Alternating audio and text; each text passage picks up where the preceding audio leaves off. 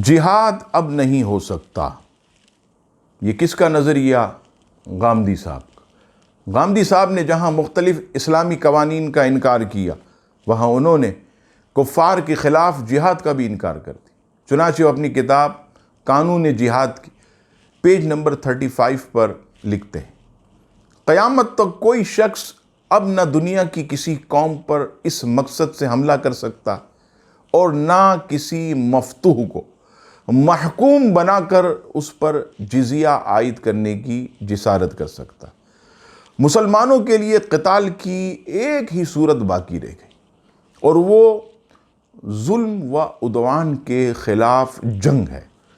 اللہ کی راہ میں قتال اب یہی ہے، اس کے سوا کسی مقصد کے لیے بھی دین کے نام پر جنگ نہیں کی جا سکتی۔ محترم حضرات، یہ غامدی صاحب کا نظریہ کہ اب دین کے نام پر کسی اور مقصد کے لیے جنگ نہیں کی جا سکتی۔ میرے مولا کا قرآن مجید فرقان حمید میں حکم سنیے، اور یہ جہاد فی سبیل اللہ کا ذکر قرآن مجید فرقان حمید میں 26 مقامات پر آیا، اور قتال کا ذکر 79 مقامات پر۔ چنانچہ سورہ بقرہ کی آیت نمبر 216 میں ارشاد ہوتا، کتب علیکم القتال، تم پر جہاد فرض کیا گیا۔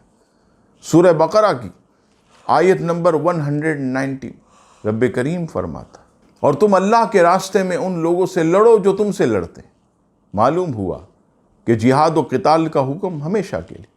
جہاد یہ دینی فریضہ ہے جو اسلام کی شان قیامت تک جاری رہے، یہاں تک کہ حضرت امام مہدی بھی جب آئیں گے قرب قیامت، ذخیرہ موجود ہے کہ وہ جہاد کریں گے۔